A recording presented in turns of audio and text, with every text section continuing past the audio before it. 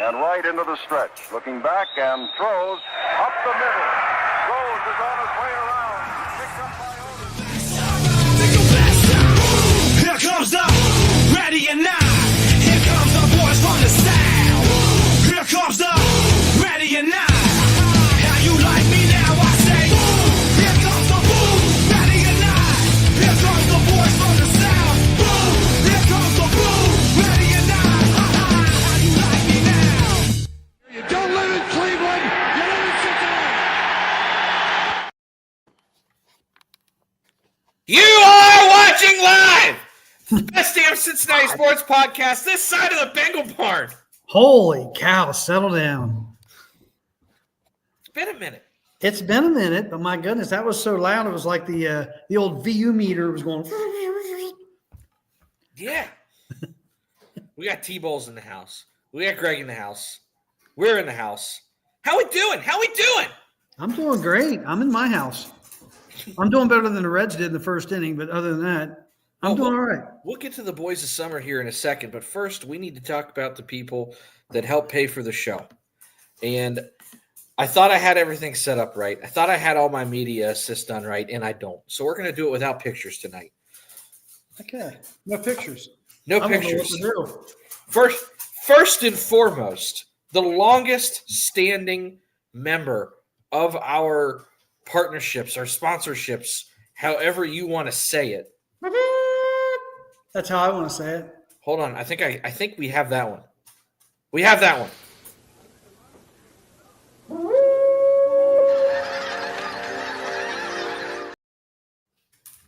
Imagine, if you will, the Reds have just won 5 in a row, and they just dropped the ball in the first inning.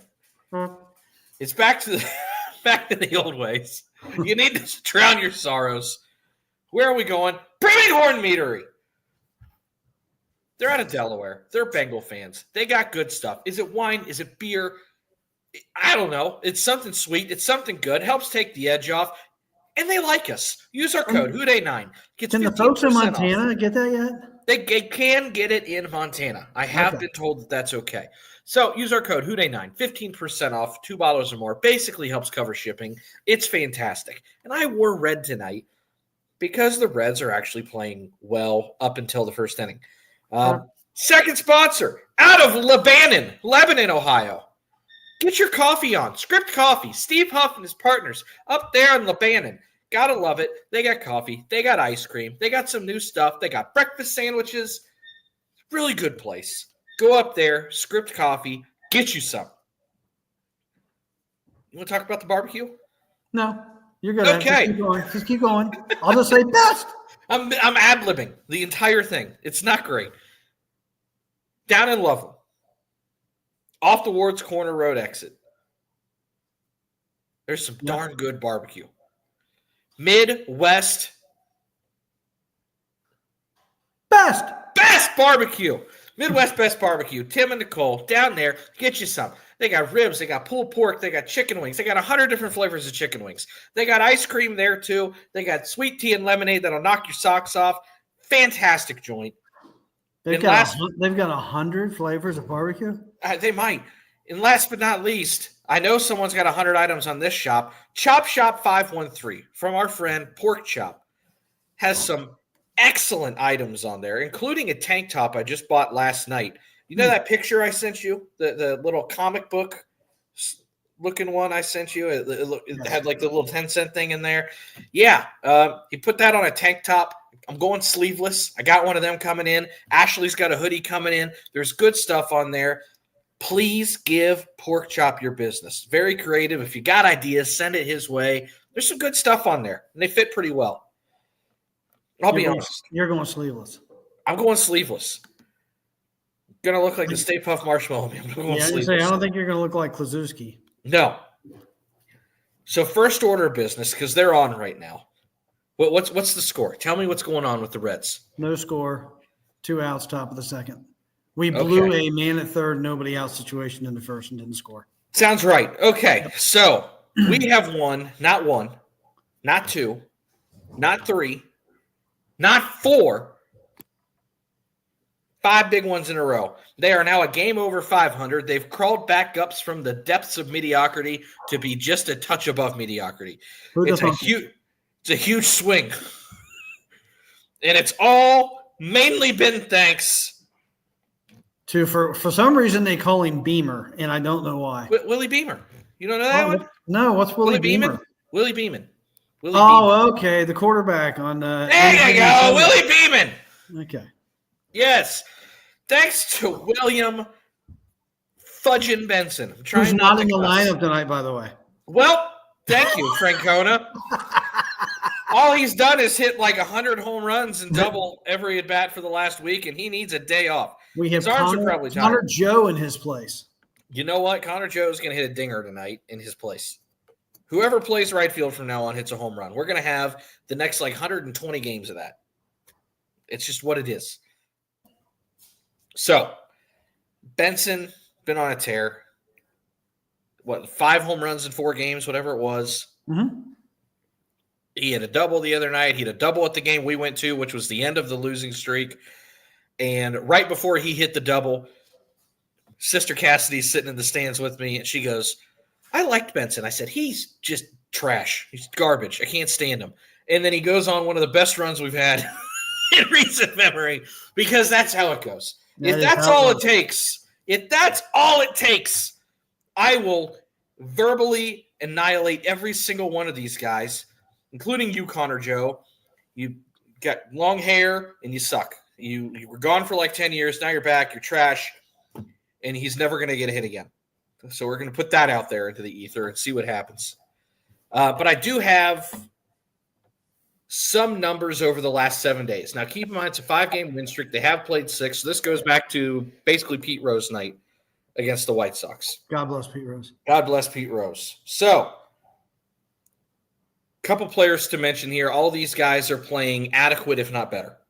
Okay? Ellie De La Cruz is probably the most on this list, but we're going to go through it. I'm just going to go down the list as I was searching them. Ellie's hitting 260 in that span. 3 doubles, a home run, 3 RBI, 2 stolen bases. Austin Hayes, 391, 3 doubles, home run, 6 RBIs, a stolen base. Benson, 455, 2 doubles, 5 home runs, and 10 ribeye steaks. He's not playing tonight. No. Spencer Steer, happy addition for the Productivity Club. Hitting 333 over the last week, 2 doubles, a home run, and a ribby. A lot of singles, but we're getting it. We're getting there. He's coming around a little bit. McLean, pedestrian 250, 1 double, 1 home run, 2 RBIs, whatever. If that's the worst it gets, you're in good shape. Gavin Lux, 421, 4 doubles, 2 ribbies.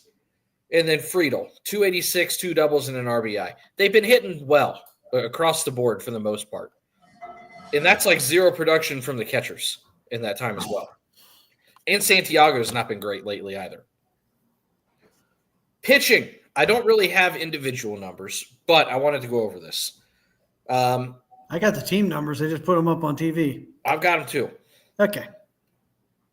11 of the 12 pitchers to record at least a third of an inning pitched over the last 7 days, right? Have an ERA of 3.86 or less. The starters in that time, and keep in mind, we're going to throw Brent Suter's start in there. Over those last 7 games were 31 1/3 innings with 7 earned runs. The bullpen went 20 2/3 innings with 5 earned runs. It's getting the job done. Can I just summarize all that? Yeah, they're pitching well and they're hitting well. The team's ERA is 1.6 in the 5-game winning streak. Mm-hmm. The starters are 1.38 and the relievers are 1.89. Yeah.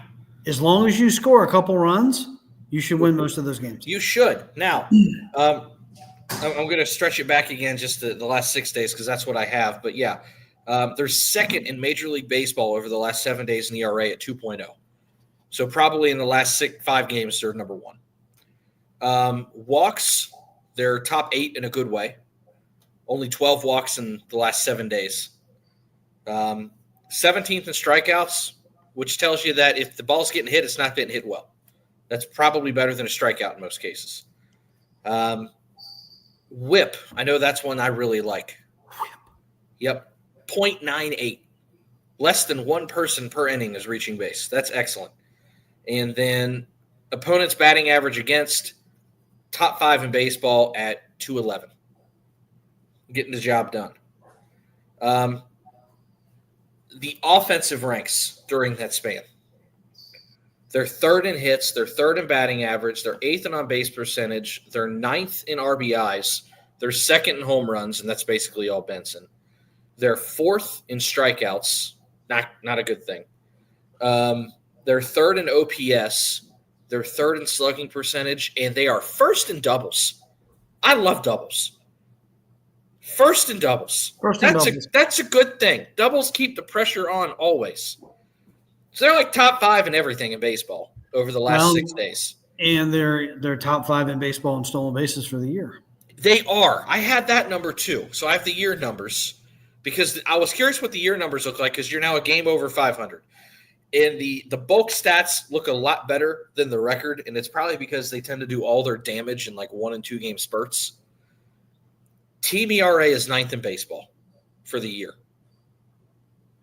They're right in the middle of the pack and giving up home runs. They're top 4 in whip at 1.1. Whip. They're top 4 in batting average at 221.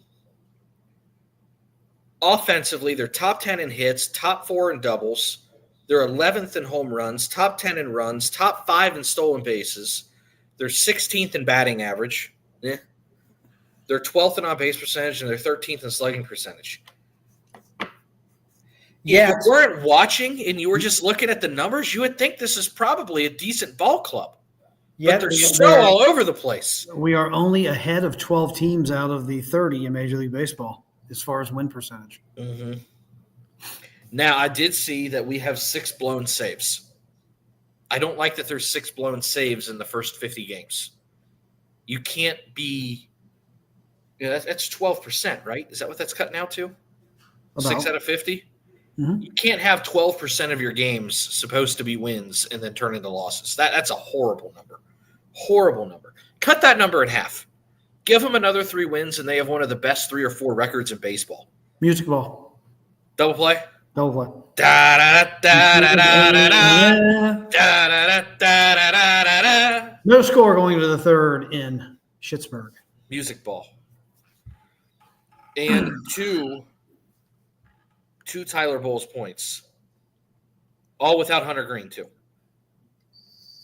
So they've kind of been piecemealing a couple things together, and they've done a good job with that. So, Reds are kind of hot. See how long it continues. I'm happy. They're carrying it again. It looked like the season was kind of just going down the shitter again, like it always does. And they brought me right back. We're all the way back. We're back on the train. We're back on board. Terry Francona is the best. Kind of, maybe. He's all right. With that being said, let's transition into some Bengals stuff. Oh, let's do. I don't know if you've thought much about this, because I don't think you do, like I do. Where would you put the Bengals roster right now? I mean, we can grade all of it on the field and not a couple of guys on the sidelines? Yes.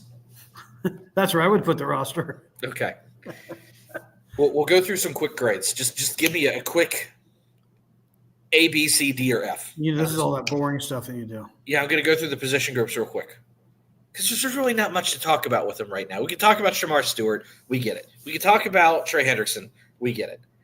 There was some weird shit that got released today that I'll touch on in a second. But again, we get it. So, quarterback, done. That's an A, right? Sure. I even like the backup. Running backs. I saw an article today on Twitter that said, is this a make or break year for Joe Burrow? Well, he's been making them every year, so yeah. Probably okay. He's not the one breaking it. No. Where would you rate the running backs? Probably a C. A C? A C. A C? A C. Am I stuttering? Yeah. A C. Who did they have? They got Chase Brown. They got an old Pirine. We got Zach Moss with a broken neck. Yeah. Okay. We're almost going back to a C, not C minus at this point. And potential. Oh, there's just question marks. Oh, God, love potential. With Taj Brooks. Yeah. Okay. Tight end room. And we will consider Gesicki a tight end for this. I wish we had Eric All, but we don't. Maybe a C plus. If you had Eric All, would it be a B? Yeah. Okay, so good guys, just damaged. Yeah. Offensive line. C minus. Really? I need to see it. All these are names to me. I don't know if I would have gone as high as a C minus. Is the thing. I would It's a have C said a minus. little lower. Nah, it's a C minus. Okay. I think we've kind of been praying for a C minus offensive line though, right? Like it's kind of all we've been asking for. I mean, my prayers are an A. But Sure. I'll take a C. Just like a C defense, I would take. I understand we have Jamar and T, but the wide receiver room on a whole, where would you put it? It's still a B. Okay. How think could it that's not fair. be with those two guys? Yeah. I think Yoshi's a good fifth option for this team. P. Ryan's going to get some catches. Brown's going to get some catches. Gesicki's going to get catches. They're going to run the ball. Joe's going to scramble. You look at Yoshi as, the number 3 receiver. Well, Gesicki's the number 3. Yoshi's really the 4. You got a run game in there. Some of those backs are going to catch passes. If Yoshi's like your 5 or 6, I think you're in great shape. Hey, you know where we were? You know where we were a year ago? May 20th last year? Oh my God, Jermaine Burton! Can't wait to see him play. I wasn't. Not you. There. Most everybody. I was not there. Marbles over this guy. I was not there. Guess what? I'm still waiting to see him play. I will say this because I do believe credit where credit's due. Unfortunately, we've dropped the bar so damn low with him that this is newsworthy. Supposedly, his parents have moved up to Cincinnati. He is supposedly clean, and he showed up to practice every day for workouts. I don't know if he's been late or not. That stuff hasn't really come out. But a lot of times with those kind of guys, no news is good news. So we'll see. I'm not holding my breath, but as far as well as May can go, May has gone the way it's supposed to. Well, I am completely writing off Jermaine Burton. He's gone. And I know you love Chuck Sizzle. Oh, God. Yeah. Isaiah Williams exists. I know you like him. I like him. He's kind of fast when he returns punt or kickoffs. I like that. Moving to defense. This is where it gets a little shaky. Boom, boom, boom. Pass rushers. D. Okay. That's fair. Interior defensive line. C. Linebacker. C. Okay. Corners. C minus. Ooh. See, I would have the corner room above the linebacker room. Personally, but that's fine. Safety. D. I would say that's D to an F until further notice. Kicker. Defensive coordinator. Kicker. Defensive coordinator. What do I think? Yeah. I don't know what to think of the guy. I haven't seen anything yet. The linebackers played really well when he was here on our Super Bowl run, but that doesn't – I've seen great position coaches be terrible coordinators. Marvin? Well, no. He was a coordinator. He was a great coordinator. He wasn't a good head coach. Coach, yeah, head coach. Kicker. C minus. Okay. Punter. B. I like the punter. I like the Mormon missile. Ryan Rico. We got one there. His holding is still questionable because I still can't forgive him for the one. Well, I think I got a feeling they brought in a long snapper on purpose. I don't think they were thrilled with Cal last year. I'm not one of those guys that likes to say that my kicker's misses are based on procedural errors because I think a lot of times that gets used as a cop-out. But we heard it a lot, and then they've brought in a new long snapper for camp. So there might be something there to work on. But to get to the weird NFL news today. Give me some weird. There was 2 weird things. And I don't know exactly how this went down. I'm not going to pretend to know. I can speculate that a bunch of countries were seemingly assigned teams today, or teams bid to represent themselves in countries, or they paid to represent and market the countries. Kind of like, I think they're just paying to have the territories. Okay? And the Bengals had their country name today. Now, you could have had more than one. The Bengals went with one. Got to be conservative. Don't want to win the whole world over. The Bengals are now, they have won the rights to market in Canada. Oh, I thought you were going to say Germany. We are Canada's team. No, Germany was like 8 teams. Everybody went for Germany. I want to name a couple things, though, here. Bengals got Canada. That was the only country they were a part of. Detroit went for a few. Pittsburgh went for a couple. The Rams were like everywhere in Asia.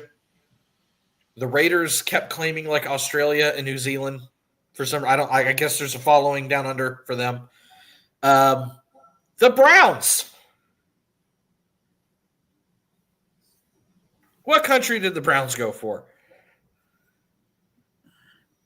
Abu Dhabi. Nigeria. Is there a following? And I don't know. I don't know enough about the subject, but I was reading, it's like China, Germany, this one, big one. No, Grant, Nigeria has like the biggest, I believe, economy in Africa. I think they're like the guy there. But that just like threw me for a loop. Because all the teams in like Ohio, Minnesota, like the northern area went with Canada. And they went way across the pond to Nigeria. So I thought you said the Bengals were the only ones in Canada. No. That was the only country we picked. There was like 3 or 4 in Canada. Or there was 6. Bills, Detroit, Bengals, Vikings. There was one more, and then there was Arizona, which made no sense to me. I guess there's Canadian fans in Arizona. But, expansive reach is never a bad thing. But I just thought that was interesting that they made those notations today of where your international market is. So now we get Canadian Joe Burrow. A. I say as endearing because I do have family in Canada. My wife's family's from Canada. So I don't hate Canada at all. I can make fun of it, though. I'm allowed. I'm married into Canada bullying. What's the score? Where are we at? No score. Bottom third. Score. All right. And as always, I'll round everything out because, we're kind of just stick to half-hour shows at this point. It's the off-season. Project Game Day updates. I don't think we've been on here since we had our draft party because it's been a while since we've been on here. But to everybody that showed up, went to the draft party, worked the draft party, donated, hung out, whatever, thank you. We hit all of our goals that we wanted to hit. It was very, very successful. We've already started planning the next one. We've got a lot of things working. We're working on all our tailgate stuff right now.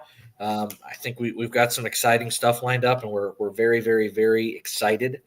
But truly, just thank you. I mean, it keeps growing every year. It just started with a little text message banter back and forth of where are we going to watch the draft, and we've sent like 25 people to Bengal games now. We've had a draft party the first year that was like 50 people. This year we closed in on over 200 people.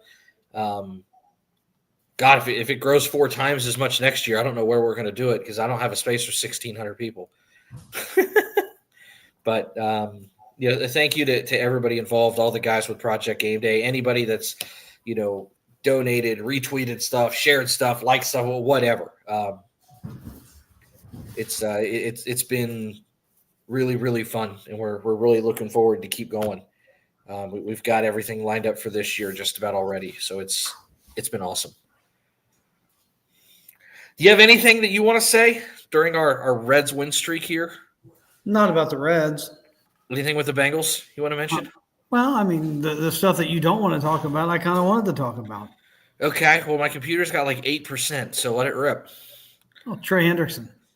That seems to be the lightning rod thing that just won't go away. Yeah. So supposedly they've offered him $28 million. I don't know if that's 28 a year. I don't know if that's 28 over the next 2 years. I've seen that it's per year. We don't know what the guarantees are. Everybody else is signing for north of 30.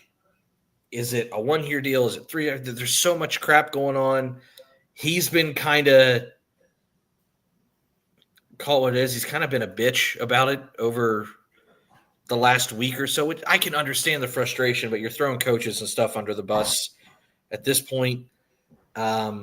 The Bengals have handled it poorly. I think he's handled it poorly. I think the agent has handled it horrendously. And I'm going to be in the minority here, but I do think I side with you. You're under contract, brother. Like, I can understand being mad. I can understand wanting more money. He should be paid more money. He does deserve to be paid more money. But I still think you should show up. The whole thing with this team that has been holding them back the last couple of years has been starting off slow, and now you're delaying the progress. So, I mean, I think it's counterproductive. I can understand holdouts to a degree, but you're under contract, man. Go to work. I get it. I try to separate mentally that being an NFL player is not a normal job, because I know we like to say, well, if I don't go to work in this situation, I just lose my job. There's truth to that, but this is also a completely different world. But you still got to show up, man. I got a couple things to say about this. Why is Hendrickson mad at the Bengals when Hendrickson's the one that approved the contract? Right. That's why I said the agents handled this poorly too. I mean, the Bengals did not force him to sign that. They made him an offer. He seemed to think it was better than what he wanted. Mm-hmm. He signed it. Now, all of a sudden, because he's had 2 really good years, he thinks he's underpaid. If he'd have had 2 bad years, I don't think he would have told the Bengals, I owe you some money back. I don't think that would have happened. And I know the argument is, well, the Bengals have the ultimate gun. They can fire him at any time. That's because they spent all the money to buy the team. I mean, if the players want the ultimate control, why don't they all get together and buy their own team? They don't have the ultimate control. The owners do. So I can't stand what Hendrickson's doing. I can't stand the fact that he's going public with it. The Bengals are doing everything behind closed doors. He's going public with everything and boo-hooing. And the most ridiculous thing is his threat to sit out. If everybody would just take a moment and think about this. A year from now, his value is no different than it is whether he plays for the Bengals or he doesn't. He's just going to be $16 million in the hole. So even if he gets a 3-year, $60 million stupid contract or whatever it might be at the age of 32, no matter what he gets paid, it's still $16 million less than it could have been. Right. There's no way. I don't know his family, but I can't imagine that his family's okay with him just not making $16 million and sitting on the sideline. Looking like a fool. This is where I start getting – this is where I lost a little bit of respect for Trey. And I love Trey. I want to preface that. I want him here. I like rooting for Trey. He's a damn good ball player, and he's probably the best pass rusher we've ever had. I want to put that out there. But sometimes you need to have a little self-awareness. He said something to the effect in an interview a week or 2 ago that he wanted to do what was right to show his son what it's like to fight through adversity. And I about puked. That's adversity? Adversity? I hope to God that my son is in a position to where he's waiting to see if I make $16 million or if I'm going to make $28 million. If that's adversity, you don't have a damn thing to worry about in your life, brother. Come on now. Adversity is if you're on the open market and you're being blackballed for standing up for something you believe in and no one wants to give you a job. Kaepernick. As much as I don't like him, that's fighting through adversity. He lost everything for what he wanted to stand up for. It is what it is. That's adversity. Not showing up to work because you're mad they want to give you $20 million. It's not adversity, brother. Come on now. And that's the thing. I agree he should be paid a lot more. His market is far better than $18 million. I think you would agree with that. Well, sure it is, but the problem, they've already signed a contract. Mm-hmm. And I don't mind giving the guy a raise. But and the thing that he's mad about is he said the communication's gone dark since the end of the season. Let's put this in perspective. And I'm not defending the Bengals. I'm talking reality. Okay? The season ends and the league year starts in March. What happens in March? Free agency. Free agency. What were they ultra fucking concerned with through free agency? Right. And quite frankly, it wasn't the way it was planned to be because T dropped his agent, and T and Jamar, as much as I hate Mike Brown, this would have pissed me off a bit as an owner, but it's funny to me because I don't like Mike Brown, said you get none of us or you get both of us.